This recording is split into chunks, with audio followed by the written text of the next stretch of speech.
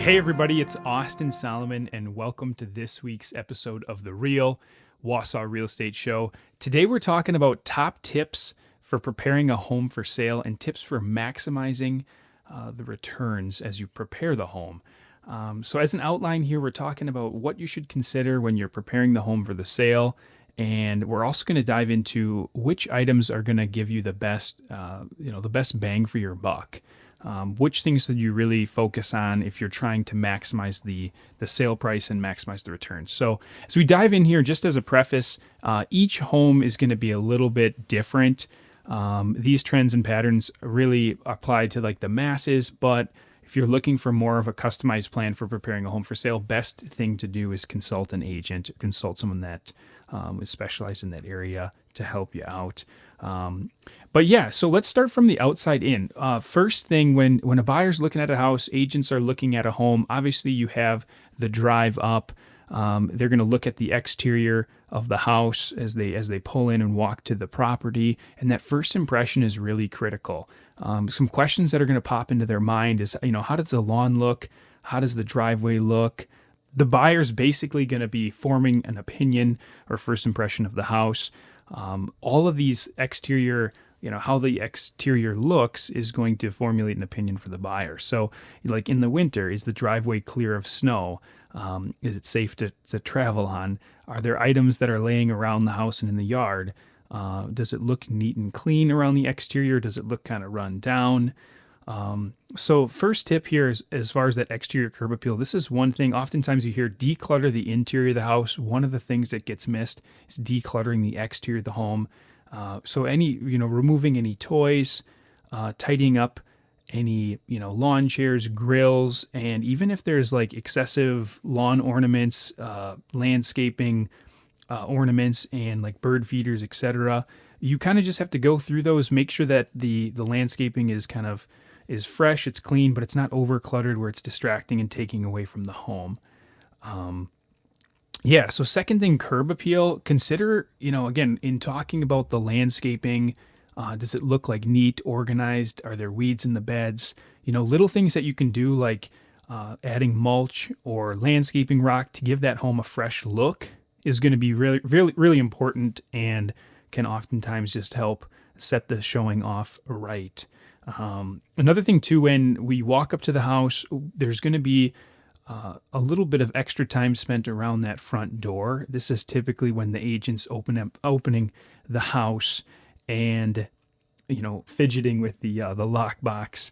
And that's where, the buyers are going to also spend some time there. So that area, you might just take a little extra time to make sure everything looks clean and neat around that area. And consider painting the front door, as that's something that, again, can just increase that first impression. Or maybe even replacing the front door if it's old or dated. Another thing too is if the storm door is really dated or if it's like super, oftentimes one of the odd things about as an agent when you're showing a house and, you're kind of, again, you're opening up that lockbox, there's kind of if there's a high strung storm door that's really old and rickety, sometimes it's just best to take that right off. It just makes it a lot easier. The other thing too is like the roof and the siding. How do those look? If it has moss on it, it's a really good idea just to get that cleaned up, get like a spray. Also consider like a house wash and a power wash on the exterior. Again, all these things are helping the exterior curb appeal and that first impression. Second piece, as you walk into the house, a buyer's going to get a first impression of the interior. Is it decluttered? Is it clean? How does it smell? Decluttering is huge. This is one of the easiest ways to improve the saleability of a house and improve the sale price is to have each room staged properly. And again, when you're selling a home, you're really it's not your house anymore. You're really just staging it to appeal to the masses. And so you just want the bare essentials in each room. So your living room, you have your couch, your coffee table, your lamp and your TV stand, but you don't have a lot of like personal stuff out. You're just kind of, staging the essentials. The cleaner the house is, the better.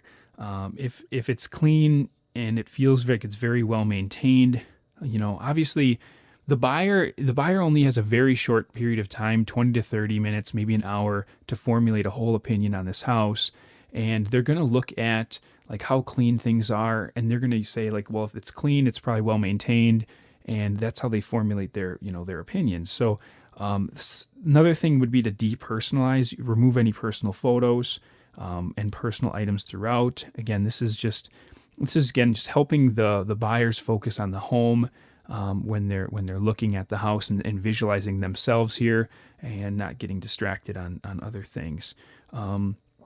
And just kind of circling back like too on the smell. The smell is a big thing. The feel of the house is a big thing. Just as a sub note, there's a story that was super interesting. When Febreze was started, it took off. Like originally they had marketed it to to a wide variety of people that they thought, would have issues with smell. And it took off, but then what they found is that after they launched, it had a bunch of sales, but people didn't return to buy the product. And the reason was because, after they used it, they never thought they needed it. And so because if you live in an environment, if you live in your house, that's normal to you, but someone else coming in off the street, the house might have a different smell. So you have to know that, you have to assume that, hey, my house probably has some kind of odor, and, and it's best to assume that, and like to over prep, over clean, make sure everything, is smelling really good, than to, disregard that feat.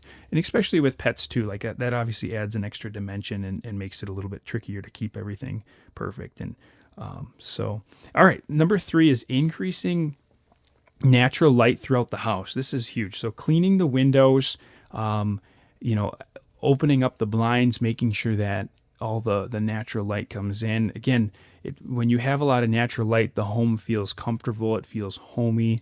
And little things you can do is, for showings or just, prepping the house, would be open up the blinds, clean the windows.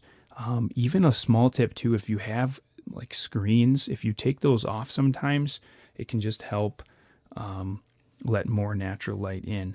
Another thing that is a good practice is to turn all the lights on in the house, walk around, and if there's areas that are a little bit dark, consider adding lamps or changing out the bulbs, maybe go to LED, just have the lighting be proper, as that can really help in a showing.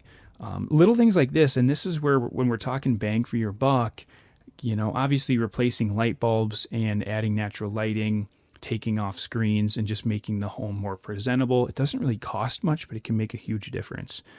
Number 4 is painting. And this is what I like to call like modernizing the house by making small improvements. This would be like painting, replacing hardware, replacing fixtures, things like that. This is one of the highest and best returns as far as, if you can do these items on your own, you're definitely going to get a positive return on them. For example, you paint, and again, a neutral color, something that's trendy, the grays, the whites, beiges, all those kind of things are trendy. And that's going to give the room a fresh feel, and it's going to lighten things up and give it a fresh look. When it comes to hardware, which would be in like your kitchen and your bathrooms, oftentimes, like if you were to, sometimes people ask, like, should I just update my kitchen? Should I update my bathrooms? And if you're looking as far as like, well, if you're going to hire a contractor to do a full remodel, it's going to be very difficult to pull that money out of a house in most cases. But what you can do is maybe you can do those small things like paint the cabinets, update the hardware, and same thing in the bathrooms. Maybe you can replace the gold fixtures and the light, and replace the hardware, paint the vanity, and just kind of give it a modern feel. So those are things that maybe you spend $100, but that whole bathroom has a new feel now because you took that time and spent those things. Again, so a lot of times we'll see a lot of gold or outdated fixtures, and if you replace them with something like brushed nickel, like a matte black, that's going to be trendy. Really, as far as bang for your buck, that's where you're going to have the best bang for your buck. Painting, hardware, fixtures, also like curtains, rods, things like that, where it gives that room that fresh look, that fresh feel, and is going to definitely give you a good return. As a side note, if you have wallpaper in your house, sometimes that can be tricky to remove. The most important areas to take that out of would be like your living spaces, which would be like your kitchen, dining, living. And if that's like tied into a bathroom, like in that area too, that would be the most critical spot to take it out of. But yeah, taking wallpaper down and painting, is very, can help modernize the house as well. Number 5, again, kitchen and bathrooms, just talking about those. And we kind of touched a little bit on this on the last piece, but again, consider the small things that you can do. Like you can paint, maybe you paint the vanity, paint the cabinets, trendy with white and gray, and then replacing the hardware and the fixtures, like the light fixtures, and again, your handles. Those are things that where you don't have to spend a ton of money. You don't have to, hire someone to spend, $20,000 or on a kitchen, $8,000 on a bathroom. You can spend a couple $100 to give it a modern feel. Other than that, there's a lot of other things too. Like you can talk about flooring updates and all those different things. There's obviously a lot of variables that go into it. And that's where it's best to have someone specialized come out, take a look at it and say, hey, based on this home, based on this price point and where the market's at and the house's condition, I think this is kind of a game plan that we should put together to prepare the home for sale. And I'm happy to do that for anybody if you'd like. All right, let's just recap here. Items to maximize the return. Again, the first things is going to be you got to declutter, you got to clean. That's going to be your top return on investment, is having the house staged. It's definitely worth getting a storage unit and paying $60 a month to have the house be less decluttered. Anything that you guys can do on your own, without having to pay out, for example, painting, hardware, some basic fixtures replacements, updating curtains and blinds, small things that you can do. Those are things that are going to definitely help you get that highest return.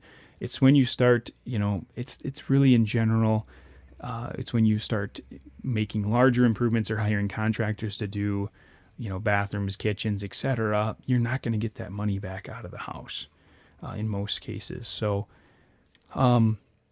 if something is, just another sub note too, obviously if something is broken and defective, you just got to get it fixed. For example, if the roof is shot or the furnace is shot, get those things replaced.